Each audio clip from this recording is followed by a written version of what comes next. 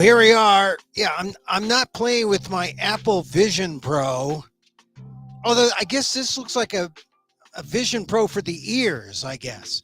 Hey, hi everyone. It's Emil. It's Emil Guillermo. Emil Amok to you. This is my secret podcast. We don't tell anybody about it, really. See, we pop up on YouTube at Emil Amok1, on Facebook at fb.com/EmilGuillermo.media, on Twitter at Emil Amok, or excuse me, X at Emil Amok, and we just talk about the news. It's good old-fashioned talk radio with an actual, well, I have won awards for my journalism, an award-winning journalist.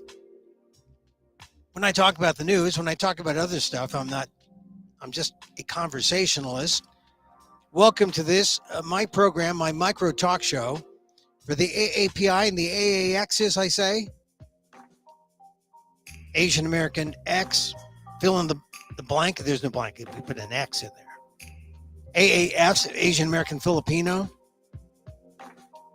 It's sort of a is that nomenclature? Is that a design, a process by which a convention of how to call us, the umbrella of Asian Americans?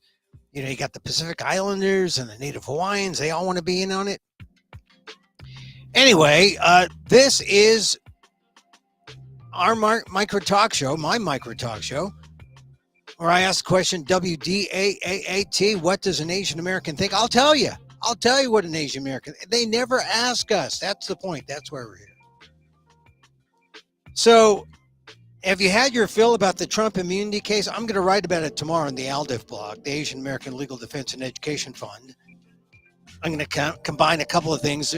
There's also that hearing on the 14th Amendment, a lot of stuff coming down. And then Trump has to, if he appeals the appellate ruling that he does not have immunity, he'll have to appeal by Monday to the Supreme Court.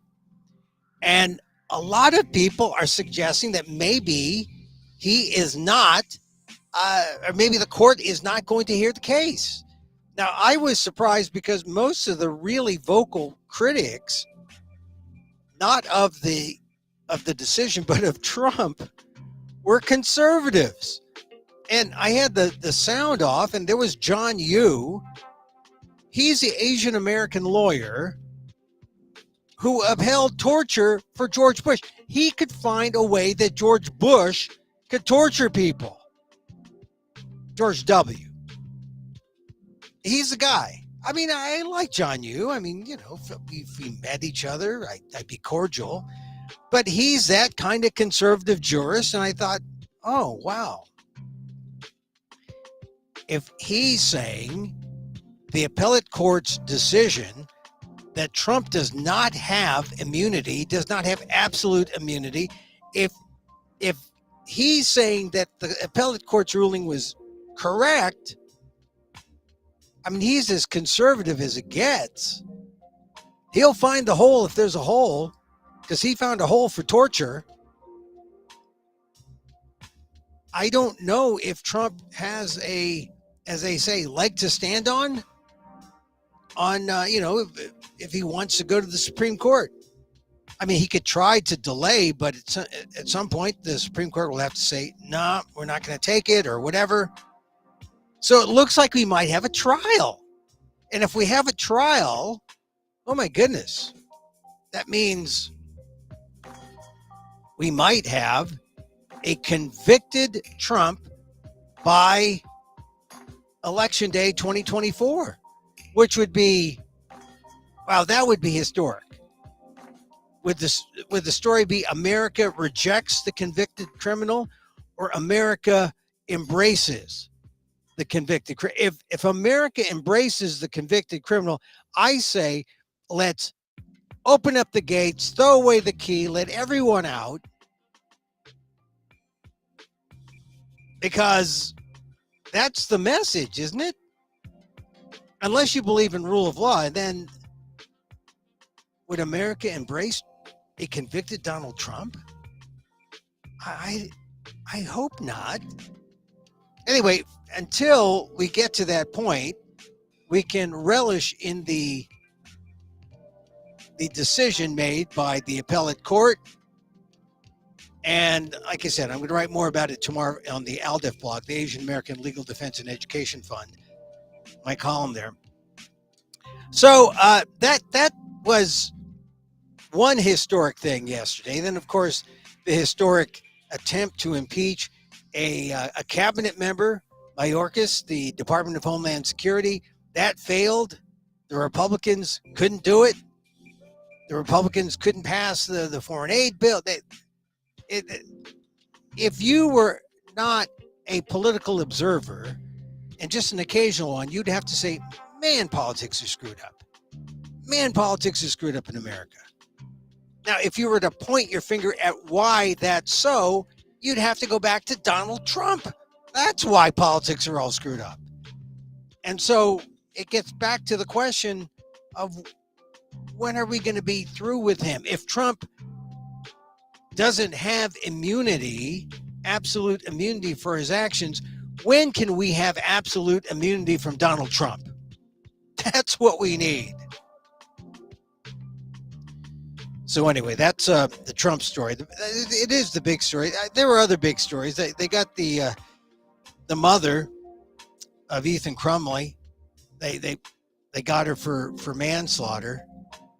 The mother of a Michigan teen who killed 4 students at a high school in 2021 was found guilty of 4 counts of involuntary manslaughter, the first time a parent of a school shooter has been convicted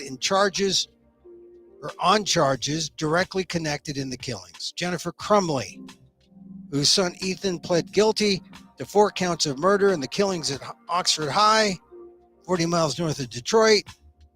He's already serving a life sentence, and now his mom will serve a lesser sentence on the involuntary manslaughter charges.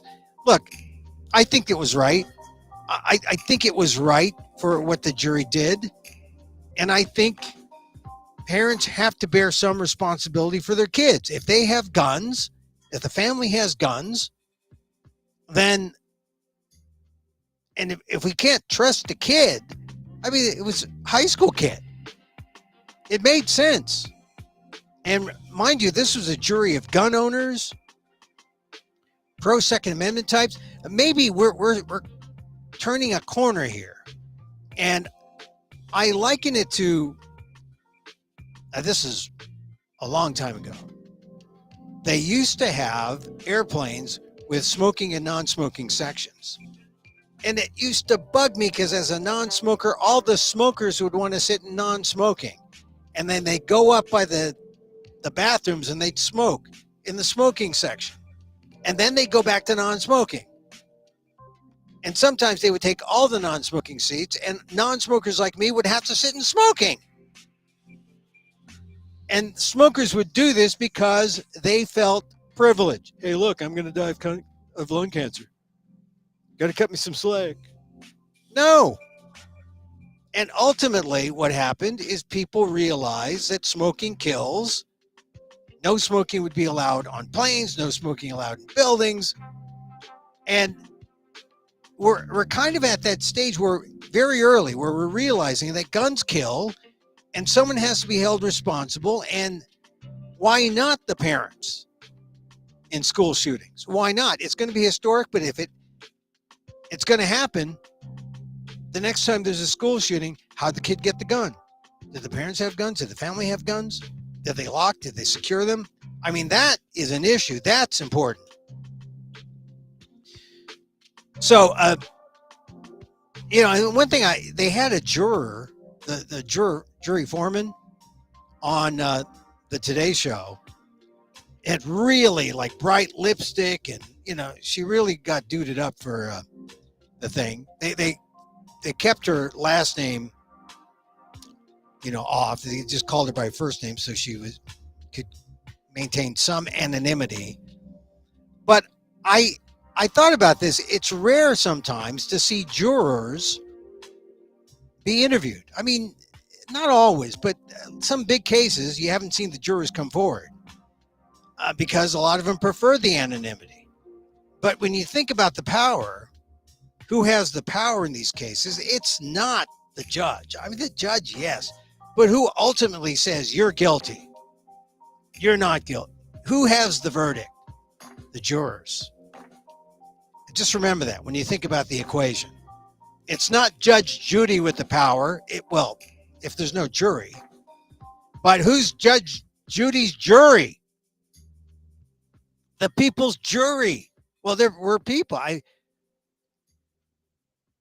want to say it makes me want to do jury duty, but if you're one of those chronic avoiders of jury duty, like I know some people are, remember that the jury has the power. Exert your power.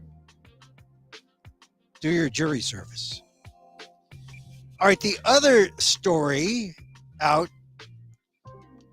the border deal declared dead, as the son of immigrants. Look, I just think it's a waste of time. And it all goes back to Trump. Because if it wasn't for Trump, there'd be an attempt to try to fix our immigration. But Trump wants an issue to run on, which is why, you have this half-hearted, border deal that was declared dead. And now, see, here's the thing. When you are an elected official, you're supposed to work. You're not supposed to politic every single second of the day. You're supposed to get some things done, like fix the broken immigration system. That's the answer. That's why this compromise deal is being kicked around like it is, because no one's really into it. They realize they're just going through the motions. If they actually had to sit down and fix the immigration system, then we'd see some real work done. But that won't happen because of Trump. Trump suggesting to the Republicans, I don't want to give Biden a winning issue. Okay, we'll kill this, and then everyone follows suit. They should get a clue from the Trump immunity decision that he has no immunity. He's not above the law. And good Republicans should just quit him, finally. Well, I mean, every time some news comes down the pike about Trump, I've always asked my Asian American friends who are Trumpists now. Well, I can't say they're all Asian American, but some are just Asian Americans who I talk to. And I say, now do you quit him? Now? And no, they won't. But I'll say, when I saw John Yoo, the conservative Asian American lawyer, who had room in his vision of justice to allow George W. Bush to torture people, and he saw that this decision against Trump was fine and dandy and legally right and just, I think the tide's turning. I think people are going to start abandoning. Of course, Emil, how can you say that when in Nevada, and they're going to have the Nevada caucus tomorrow for the Republicans are all screwed up. They had a primary that didn't count that happened yesterday, and they have a caucus that counts on Thursday. It's split. And of course, Trump didn't run in the primary. Instead, there was a none of these option, which won. None of these won, but for the purpose of determining who won, Nikki Haley, who came in second, and a poor second to none of these candidates, she'll be declared the winner of a race that doesn't matter, or a primary vote that doesn't matter. So that's why she's been spending most of her time not in Nevada, but in South Carolina, the next primary state. Trump, he knows he's going to clean up at the caucuses, which are tomorrow. And so it was just a waste of time, just an exercise. But here's why it was kind of interesting. Because, Nevada is not Iowa. It's not 90% white Iowa. It's not 90% white New Hampshire. It's 70% white Nevada. But that means it's 15% black and 30%. I mean, Nevada is as diverse as America.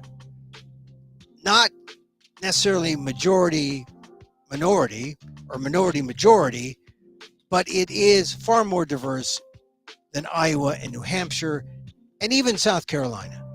And so it would have given us, if it were a real vote, it could have given us a sense of what a diverse America would want. And we didn't really get that answer. I mean, Biden won handily. He beat none of these candidates, and he won with something like 80%. A candidate who I respect, and I don't like the way she's been treated in the news, Marianne Williamson. Marianne Williamson deserves respect as a person who is fit for office. If Donald Trump is fit for office, Marianne Williamson certainly is. What was Donald Trump's virtue? That he ran a business? I mean, some failed businesses? What was his virtue? Was he a nice guy? No. Was he a spiritual guy? No. Was he a person you want to emulate? No.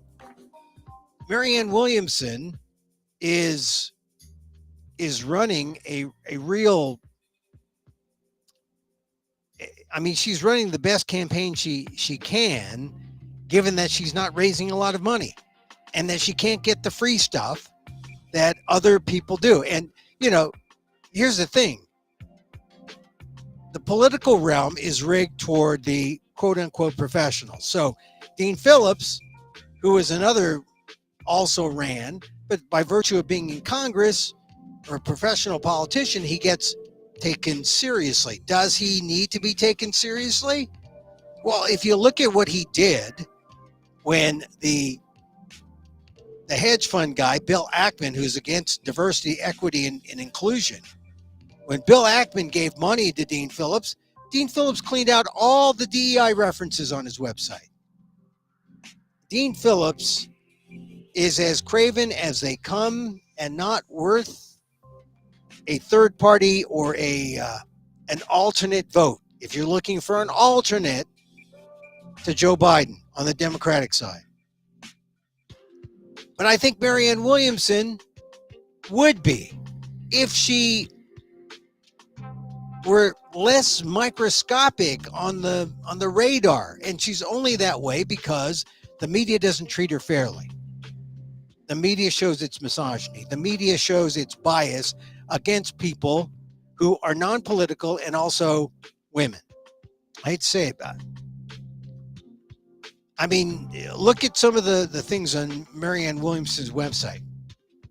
She's got a straight head. She also has something that a lot of male politicians lack.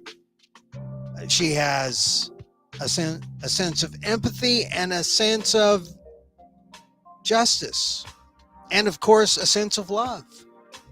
If you think that's missing in politics, if there's too much hate and too much division, check out Marianne Williamson.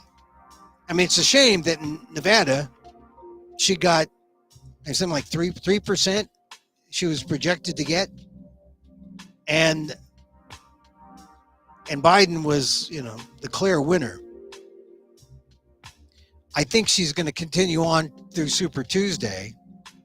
But if you're curious about a third or an alternate candidate, because she's not third party, she's a Democrat, consider Marianne Williamson for president. All right, now I'm getting a lot of these flyers because Super Tuesday, California is a Super Tuesday state. I'm looking at candidates, down ballot county guys to find themselves. And here's one guy, not one page or not one word or reference to his party affiliation. And I looked online for party I can't find it. There's none. And I said, well, is this guy a Democrat or a Republican? Because I know what a Democrat is. I know what a Republican is. And maybe that's why they don't say, because they want to be everyone's guy. Well, by not saying it, he's not being transparent, and I am ripping up his poster. I mean, it is a matter of transparency. Don't you think? I mean, you got to tell me, who are you? What are you? And if you're not willing to do that, well, heck with you. Heck with you. So, guy running for county supervisor can't even tell me if he's a Democrat or a Republican. Hey, I want to plug some of the things I'm doing, and then we'll talk about the Super Bowl, because the Super Bowl it's an American thing. Look, I remember seeing the first Super Bowls, and the first two. I don't know where it was for the first one.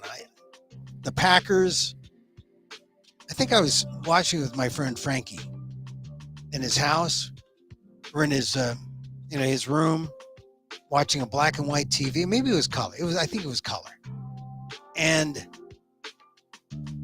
yeah, and it was Bart Starr, right? Was it Bart Starr?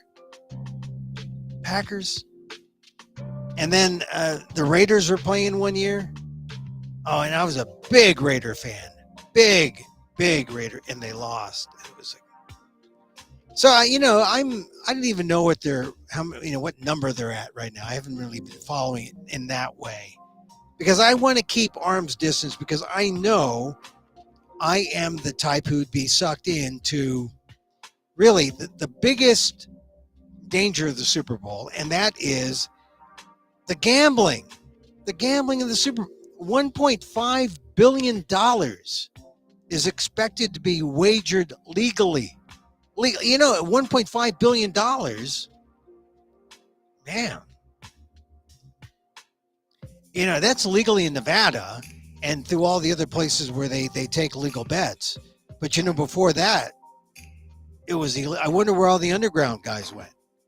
Where did all the illegal guys go? Did they become legit? Is that it? I don't know. I mean, before it was legal, money was bet somewhere. And I guess it was a way to bring into the fold. I mean, I guess that's what's good. Is that what happens when drugs get legalized? All the legal marijuana sellers become, shop owners. Anyway, Americans legally wagered more than 115 billion on sports in 2023. 115 billion. According to the American Gaming Association. Nearly 25 million more Americans bet on sports last year than in 2018. And that's because the number of states where betting on sports is legal has reached 38 this year. And that is changing everything. It's changing how sports is going to be brought to your home. You heard about the deal where ESPN, Fox, and Warner are teaming up on sports. They're going to bypass cable. I mean, we're all getting our stuff on the internet, all getting our stuff on our phones. We'll cut the cord. No cable. And the only thing cable can do for you is provide you, internet service so that you can have the Wi-Fi, and then you can go from your phone to the Wi-Fi. I don't know, but the cable companies they're taking it in the shorts, but sports is really leading the way in terms of, this $1 billion thing. And you see it for the big events like the Super Bowl, not so much World Series, but the Super Bowl. But like I said, they're saying 115 billion on sports in 2023, legally wagered. And I'm sure there's still some illegal wagers, but 115 billion legal ones. And they're saying that, maybe 1.5 billion just on the Super Bowl. Wow. And actually, I'm the kind of personality where I used to be into gambling. Not so much sports, because you'd have to go to Las Vegas to place bets on sports, and that was always a hassle. But I have made a sports bet: basketball, football, baseball. I bet baseball. Play cards, horses. Oh, I hate to say that, but it's true. Horses. So my fondest memories going to the sports book in Vegas and just seeing all the TVs with all the tracks and all the games, and it was like, oh my God, this is right. It's orgasmic.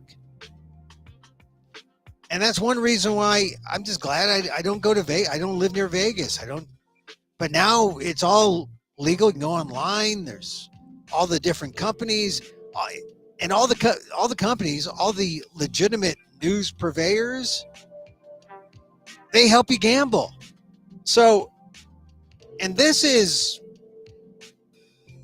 where I kind of draw the line, because it's addictive. And you can get hooked, and with every time they promote gambling, they have to put up the number that helps you stop gambling. That's crazy, right? Every time you smoke, they got to put out the sign that says, hey, causes cancer. Every time, it's just, and it's for what? For money? This is the price we pay. Look, if you're going to gamble, you're going to gamble. But there's a lot of people who are kind of, on the middle. They're on the fence, but they can be persuaded, and that's when you can go downhill. I'm just saying, I speak from experience. You can spiral out of control if you don't have something solid to hold on to and say, hey, wait, what am I doing? So if you're thinking about gambling on the Super Bowl and getting excited about the prop bets, how many times Taylor Swift's going to show up on a TV camera? Go outside, take a walk, count to 100, deep, do some deep breathing, do something. Might save yourself a lot of heartache. Okay, a couple things. Let me plug some things I'm doing. Hey, there's this thing called the Shine Challenge 2024. It's Ishmael Reed's new play, and it's presented by the Nuyorican Poets Cafe. And you can get your tickets at nuyorican.org. It's a video that were recorded. The Shine Challenge is about it premieres February 23rd at 7 p.m. And if you go, it's Eastern time. And if you go to the nuyorican.org, NUYORICAN.org, you can pick a date, get your tickets. It's a virtual stage reading, and I'm with a lot of great actors that I was with in previous Ishmael Reed productions. People like Brian Simmons, he plays Shine. Shine is the name of a guy who was a stoker on the Titanic. And legend has it that he was one of the few who escaped. And he made it back to New York, and he made there were these oral ditties or toasts that were made to Shine about the Titanic. And Langston Hughes wrote about 35 lines that he heard, and Ishmael Reed in 2024 is trying to add to the Shine legend. It's the perfect Black History Month activity. It's only going to be on video. So you have to go to Nuyorican.org, the Nuyorican Poets Cafe. They're presenting the Shine Challenge on a video stream. Get your tickets there, and I have a small part where I play the owner of the Titanic. And what he did when the ship went down. Shine Challenge 2024, written by Ishmael Reed. Go to nuyorican.org. Okay, I am also, sometimes I do these solo shows, and the solo shows are like these shows. Well, not really. They're more theatrical, more jokes. But there are times when I like to just tell jokes, and I will be telling just jokes at the Improv, the Hollywood Improv, at the lab at the Hollywood Improv on February 18th at 4 p.m. So February 18th, 4 p.m. You get your tickets, show up, door charge $12. There's a drink minimum, and there's parking available there at the Hollywood Improv, the lab, 8162 Melrose Avenue. 8162 Melrose in LA. That's Sunday, February 18th, the week after the Super Bowl, 4 p.m. I'm there with a couple comics. Tell your friends if you're in LA, hey, let's see Emil. Don't heckle me, but let's see Emil make a fool of himself, telling just jokes where he can't talk about the news and he can't talk about his dad. So that's at the Hollywood Improv on February 18th at the lab, 4 p.m. That's made for senior citizens. Door charge $12, drink minimum $10, parking $5. Hey, it's LA. It's a comedy show. Come see me. I'm in there. We have 5-6 comics. Should be fun. Should be a fun time. A fun time. And, my jokes. The jokes that I'd have in my solo shows. My solo shows I'm doing I'm doing the Rogue Festival in Fresno. You don't want to drive to Fresno, but maybe you're listening to this and you live near Fresno. Maybe you live in Reedley. If you're in Fresno, Saturday, March 2nd, 2 p.m. Saturday, March 2nd, 9:30 p.m. Ooh, a kind of double header. And then back with a short turnaround, Sunday, 2 p.m., March 3rd. Oh, my God. They're working me that first weekend. Thursday, March 7th, 5:30 p.m. And then Saturday, March 9th at 5 p.m. It's the Rogue Festival. Go to roguefestival.org. It's the Rogue Festival in Fresno. And I'm playing at the Lotus Room. The Lotus Room. So that should be fun, huh? And then at the New York City Fringe in April, still a ways, April 5th, April 8th, April 13th, 19th, and 21st. 5 dates. I'm going to be in New York. So check me out there. And then Orlando. We don't have the dates yet, but check me out. I'll have the dates here. So a little plug-ola for Emil. That should be fun. The Shine Challenge. Tickets available at the nuyorican.org. And it's a video. It's a stage reading, recorded and then streamed. I think you'll like it. And then, my improv set. I'm doing a little set at the Improv. And, support your fledgling, older, young comedians. We need the love. It's at February 18th, Sunday, 4 p.m., 8162 Melrose Avenue. Check it out. Come see me and about 4, 5, 6 other comedians. Should be fun. All right. There's the plugolas. Now, what else, Emil? Do you have anything else to say? No, I think that's it. Tomorrow I'm going to write my piece for the ALDEF blog, the Asian American Legal Defense and Education Fund. Big day tomorrow because the 14th Amendment issue is debated, heard in court, and You know, the 14th Amendment, that's something. The 14th Amendment protects you. Of course, it protects you. But, you know, but from birth, it enabled you to say, hey, I was born on American soil. I'm an American citizen. So important, the 14th Amendment. People forget that. And people forget that we're American citizens by virtue of that birthright that was granted to us because a Supreme Court decision for Wong Kim Ark, a San Franciscan born to Chinese parents who went to China on a vacation, wanted to come back. They refused to let him back. He fought, took the case to the Supreme Court and won.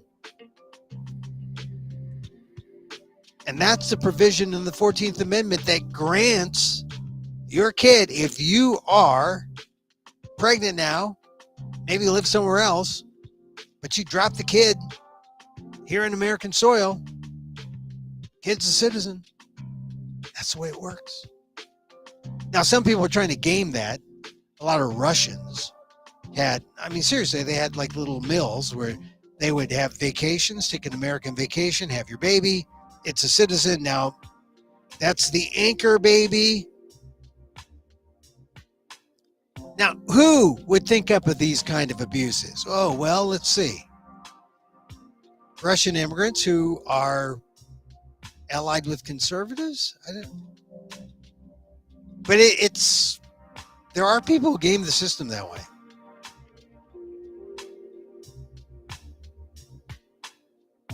The 14th Amendment. No, the 14th Amendment tomorrow will deal with the idea that if Trump had anything to do with the insurrection, he is not worthy or he is disqualified from appearing on the ballot. That's important. So we'll talk about that tomorrow. All right. Hey, I don't know. I'm not betting on the Super Bowl, but I'm going to watch it. I mean, the 49ers, come on. I mean, look, being a Bay Area kid, I rooted for the 49ers from the very first moment I was, I was conscious about football because they were the only team here. Then this upstart team, the Raiders, came up and the 49ers got bad and the Raiders started winning in the AFL. And I was a big Clem Daniels fan and Art Flores and Daryl LaMonica. And then the AFL, right? They merged with the NFL, and I became a Raider fan, and they had some great times. And now, it's just not the same without Al. Amy Trask was okay, but Al Davis, he was the guy. And now they're in Vegas. They're playing in what would have been Al Stadium. Right. So I think I like the Niners. I like the Niners to win. I think the Sharpies have it right. It's going to be a low scoring game. It's going to be tight. Someone will make a bad mistake, and that will decide it. And whether mistake comes early or late, that will decide it. But I don't think it's going to be I'm hoping for a blowout. Usually Super Bowls are blowouts, right? I mean, some team's cycling high, another team is cycling low, and they're all out of sync.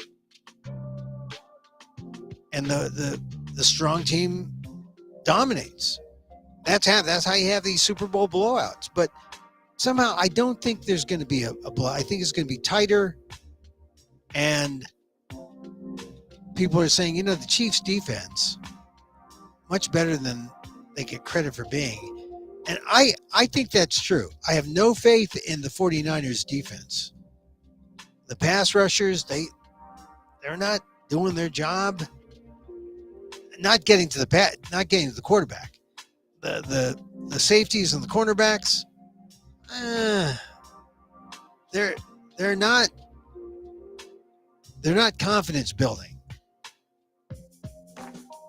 So, it's all the linebacking crew, right?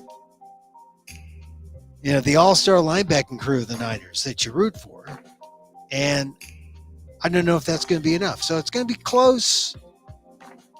A little bit of an edge to the Niners. I think Brock Purdy will have a big game because he's Brock Purdy. And I think he's good. I think he's good. I like him. You got to root for Brock Purdy. Okay. That's it.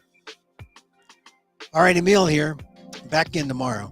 2 p.m. Pacific, live or on tape. Thank you for joining me. I know you have a choice. Sort of like with airlines. Would you like the airline with door bolts or the airline without door bolts? Get a choice. So thank you for being here. And we like to close with a little loving kindness meditation because we're loving and kind. And I learned this from Sharon Salzberg and not from Marianne Williamson. But, I learned a lot from Marianne Williamson.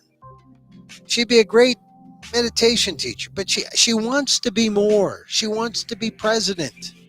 She could be president if she got a shot. America's too misogynistic and too weird about. She's more than just a self-help author. She's not she is, but she can help America, I think. Okay. And so, as I wish for me, I wish for you. May you be safe. May you be happy. May you be healthy. And may you live with ease. Emil Guillermo here. Till next time. Mahalo.